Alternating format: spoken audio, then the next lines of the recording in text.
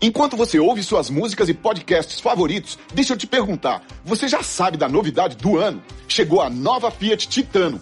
A nova picape da Fiat faz bonito nos terrenos mais desafiadores. Performance com motor turbo diesel 4x4 e câmera 360 graus off-road, que ajudam você a ultrapassar qualquer obstáculo. Sem falar que ela tem a maior caçamba da categoria. Tá esperando o que para conhecer?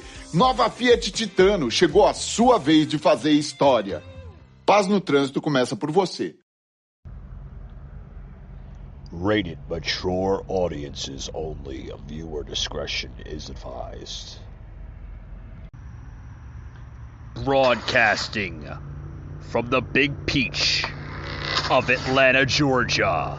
A show unfiltered, unscripted, raw.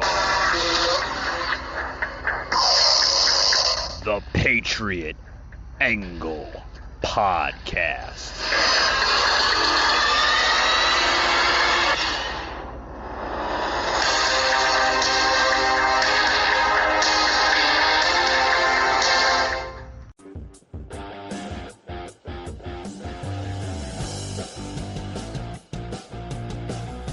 Alrighty, guys, welcome to another edition of the Patriot Angle Podcast. Guys, this is Unfiltered with Michael Gardner.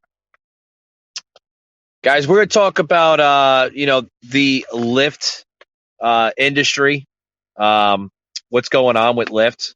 A lot of stuff's going on with Lyft, guys. We're seeing basically staff shortages.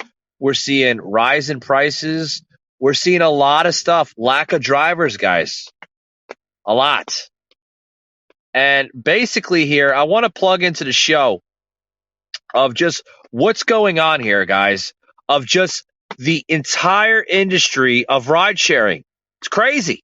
Check this out, guys.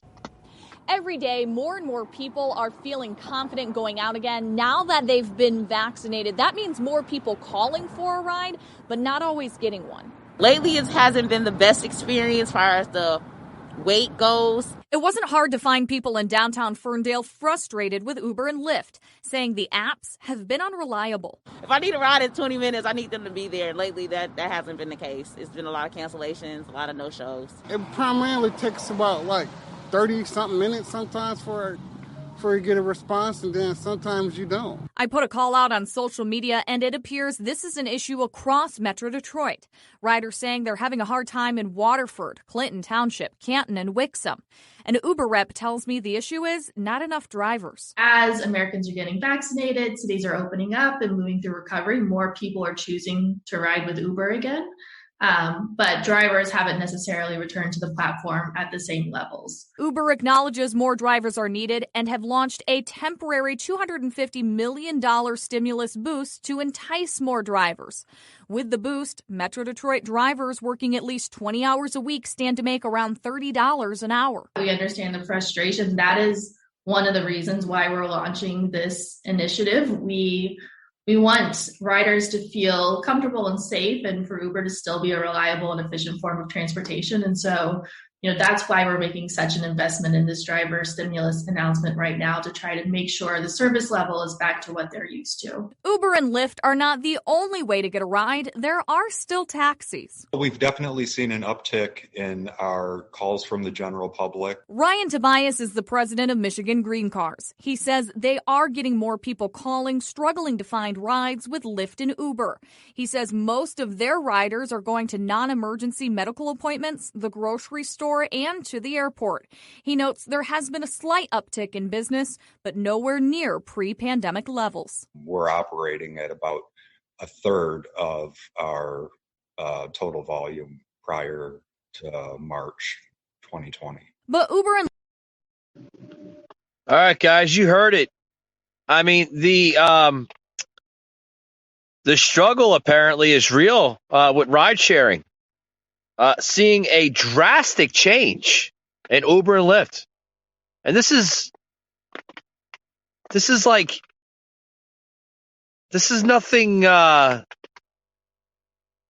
nothing old, guys. Even people that use the ride sharing service said to pre-pandemic levels. It was never like this. Never like this.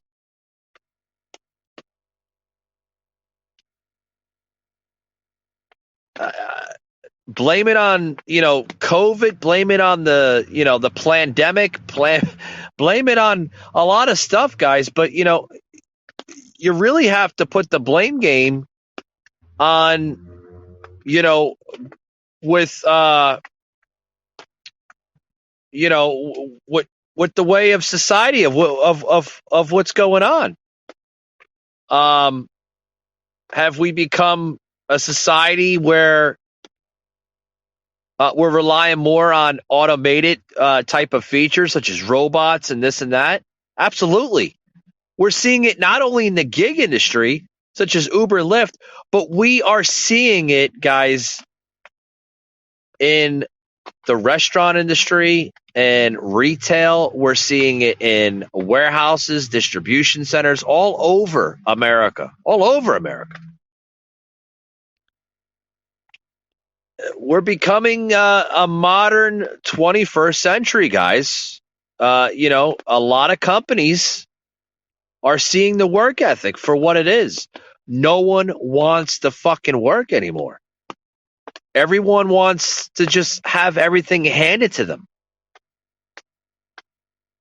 And as more of a society we become, the more, these companies can basically just rely on robots to literally do the job because the work ethic isn't there anymore. No one wants to put in a 9 or a 10-hour shift. No one wants to wake up for work every day. No one wants to go to a job every day. So we're seeing that. And it's it's quite sad. It's quite sad. Where we become a society where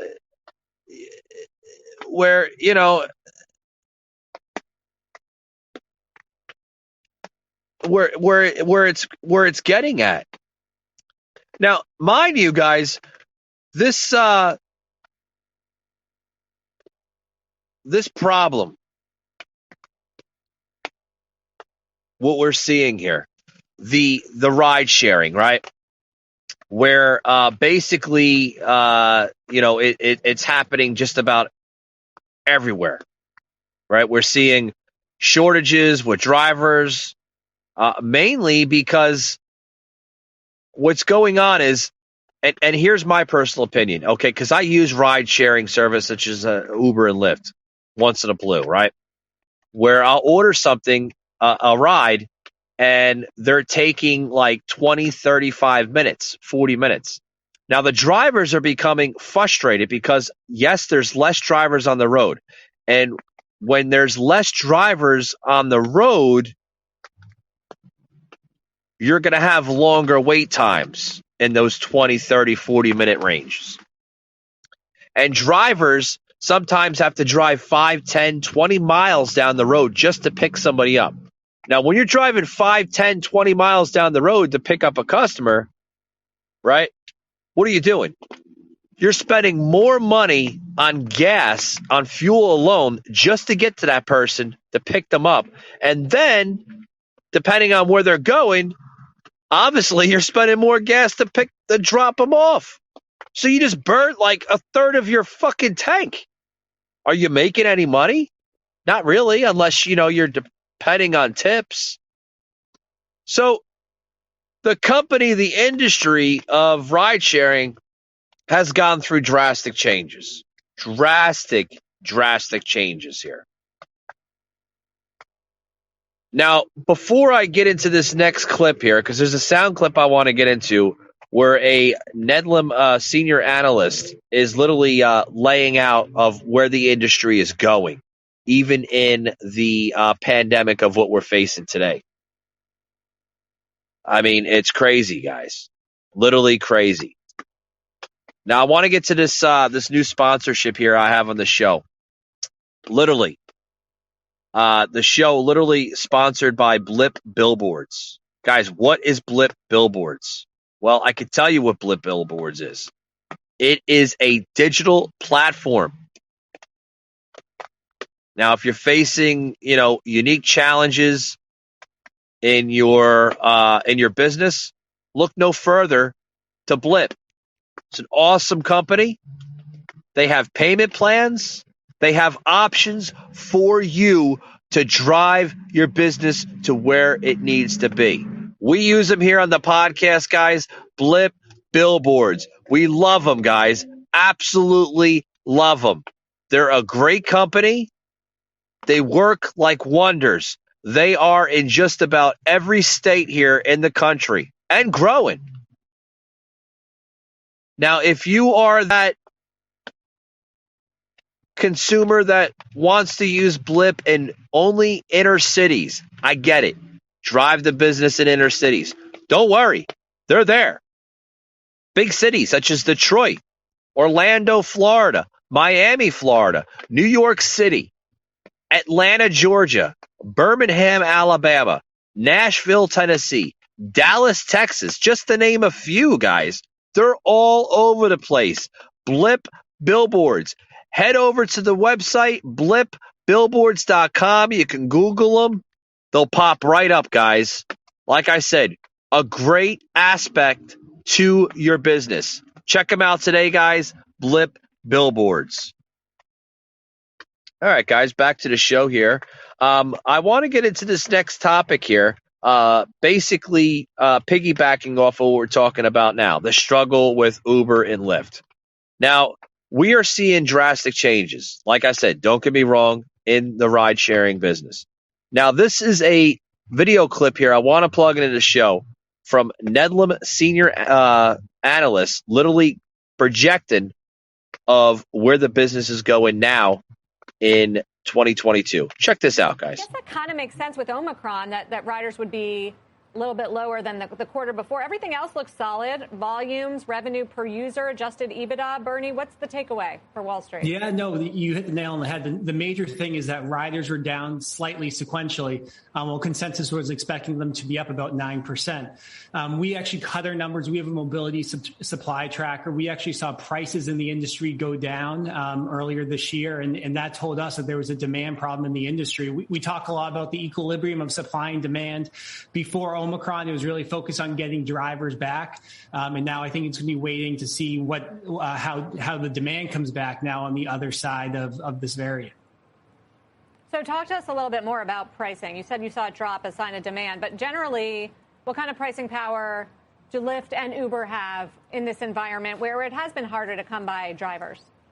Yeah, no, I mean, I think that's one of the big takeaways from the pandemic for the ride-sharing companies is that there's a lot of pricing power, and consumers are showing a willingness to absorb that inflation. Long term, I still think for the health of the industry and to really expand the number of users on the platform, you want to keep prices low. But I think it shows that they do have a pricing lever to play at some point here. And I think we'll learn more about this at the Uber Investor Day on Thursday. We prefer Uber over Lyft. We have a buy rating. It's our top pick for 22. And I think that, they have some interesting levers to be pulling themselves in terms of advertising and new verticals like grocery they could be entering. So Uber over Lyft, which implies you like the international part of the story, you like the non-ride sharing part of the story. Bernie, what's the biggest driver in your view of the upside for Lyft relative to, upside for Uber relative to Lyft?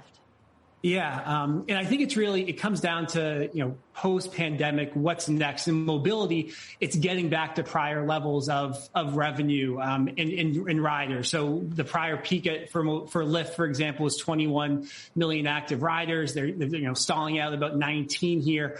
But one of the major things from the pandemic that we do not think will be transitory is delivery, and we think delivery is going to have staying power. And subscriptions is going to be a major driver. And the more verticals that are added to subscriptions, that's going to make those subscriptions that much more powerful. So that's why with Uber, with grocery coming or already here, with them acquiring Drizzly, we think that that's powerful. And then there's the advertising business you can throw on top of it. Dara has spoken about 1% to 2% of gross bookings could be advertising. So that's a $1 billion plus opportunity. And just for comparison, Instacart's talked about $1 billion of revenue for 22 in 22.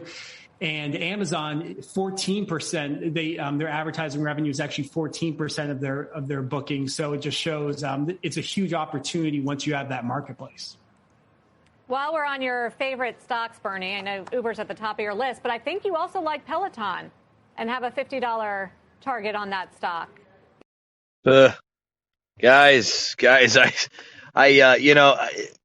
where the hell is the company going? Obviously, there is a battle. I'm going to bring this into the podcast here now. There is a battle between Lyft and Uber. A huge battle. Huge battle. They are battling for supremacy. Yes, they are. The company's literally saying, which is the better company? As you can hear this, the senior analyst from Nedlam literally saying that they prefer Uber over Lyft. And why? Has it to do with, Uber has been around a little longer than Lyft? It's in more countries than Lyft, because Lyft, mainly a United States company, right? It's only usually in the United States. I think they're in Canada. Don't quote me on that. They may be in Canada or not. But mainly, it's not a large company. Yes, it's a little bit on the cheaper side than Uber, okay? But Uber, guys, has a huge popularity level. Love it. Everybody uses Uber. I mean, you can rent freaking scooters, for Christ's sakes, on Uber. So it's a really, really good company, I think. I mean, I use them here on the show when I have to get to the airport or, just wherever. I'm going out with my buddies to a bar or something. Fucking love them. Uber, man. Can't plug it enough. But, my aspect here on how they can fix this, okay? How they can fix it. Well, they could do a lot of different things, guys. A lot of different things.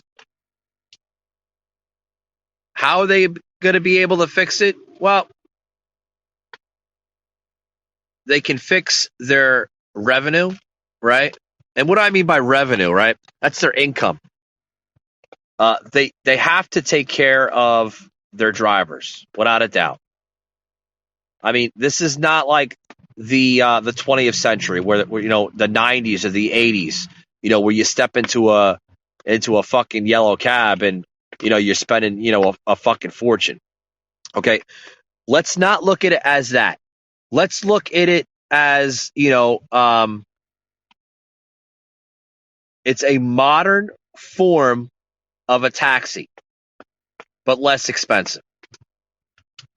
But as a company, as a whole, they have to reward their drivers a lot better.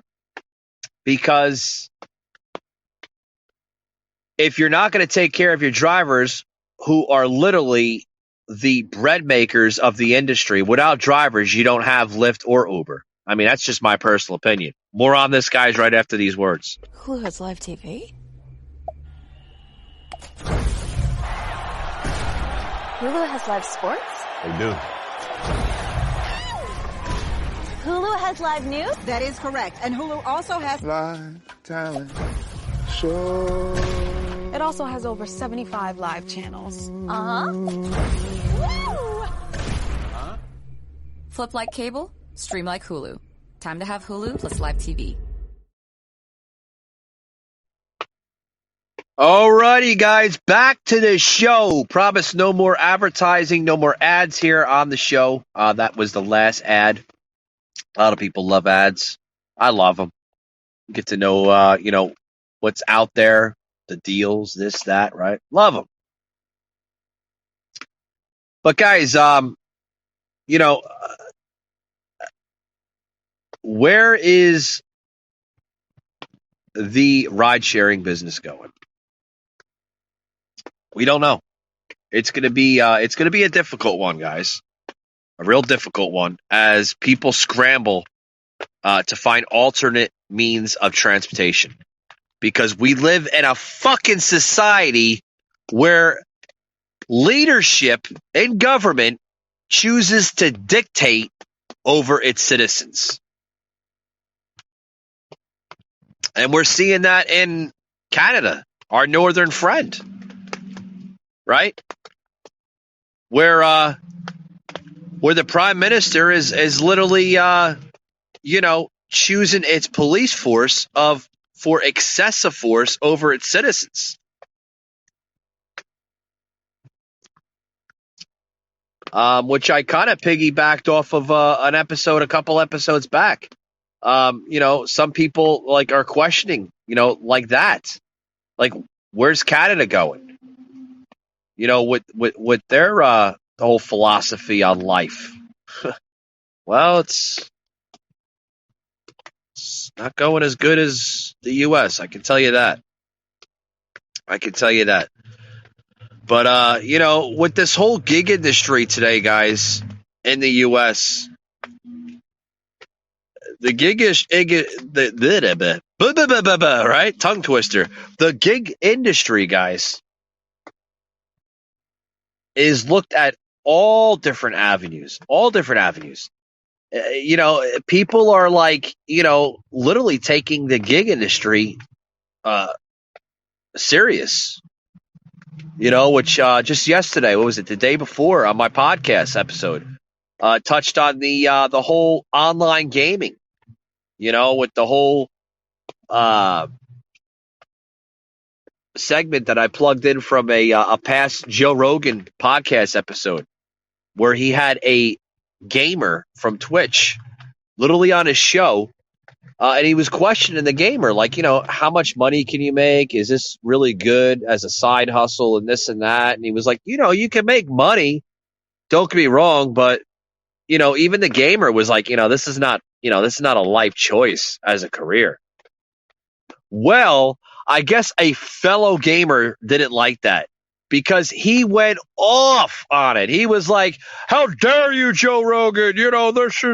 I make more money doing this than my regular job and this and that. And I'm like, oh my God, dude.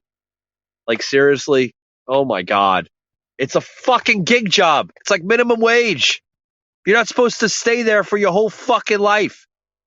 You work these minimum jobs just to get by so you could find something better. Like, seriously, dude? Seriously, you're going to defend a company that is really enriching themselves more than you. They're making money off you, dude. You're an independent contractor for this type of company. And you're trying to say that it's so much better than a regular company? You're not getting health benefits. You're not getting a 401k. If you are, show me, because I'd love to hear it. I mean, listen, guys, I'm not trying to offend anybody that may, take their heart, take their energy at these type of jobs. But they're not life-changing, dude. It's not a get-rich type of, job.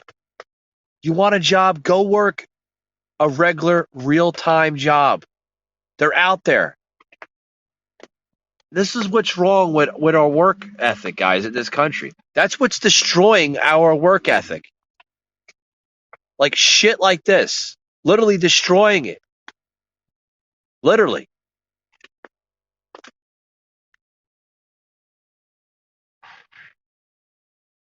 Like,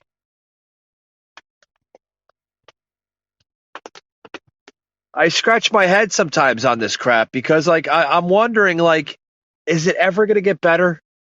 Are we always going to be like this? Are we ever going to go back to, the 20th century? Well, no, Mike, we're not ever going to go back to the 20th century because we don't have time machines. They don't exist, right? I mean, as much as we would love to go back to time when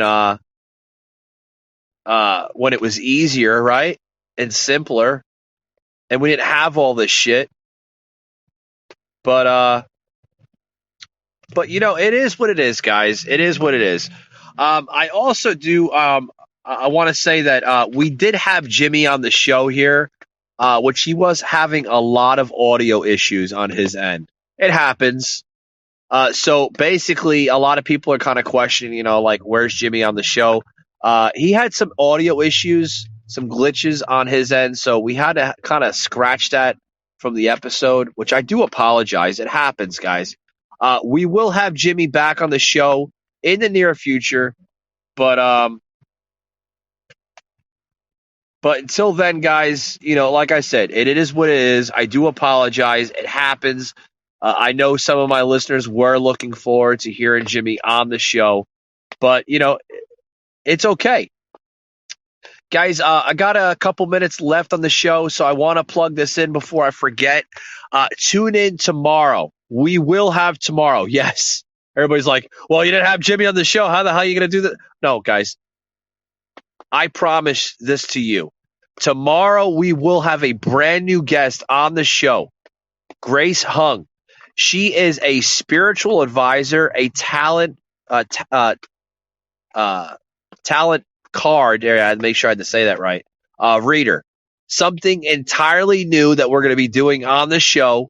I normally don't get into this type of topic, but after hearing her little video bits on Facebook, I mean, the woman is phenomenal. She's a very intelligent young lady that knows her stuff, guys. It's going to be a really interesting show. Join us tomorrow at 5 p.m. Eastern on YouTube with another episode of Unfiltered with Michael Gardner. Like I said, Grace Hung will be joining the show, streaming from Costa Rica, which will be a really, really awesome show, guys. Love to have her on the show, and love to see where it goes from there. With that being said, guys, we are running low on time. I want to thank anybody who choose to listen to the podcast today, whether it was on Spotify, Google, and Apple. It's always much appreciation to the listener that does tune us in. Remember, guys, you can listen to all our past and present episodes either on any three of those platforms or anywhere you hear a podcast. Also, too, guys, you can check out both of our websites. Our merchandise website, patriotunfiltered.com, and our official website, patriotanglepodcast.com. All the information of our episodes are on that website, along with our content as well. You can also follow me on YouTube, the Patriot Angle Podcast. Remember to hit that like and subscribe button for all future and past episodes on our YouTube channel. And lastly, guys, please follow me on social media. On Instagram, Patriot_Angle_Unfiltered. Great content coming out of Instagram with our reels. People love our reels on there. Get a lot of good feedback, a lot of good views, a lot of good feedback on Instagram. And on Facebook, patriotanglepodcast.com. Thank you guys very much for tuning in. And as always, we hope to see you on the next podcast. Thanks a lot, guys.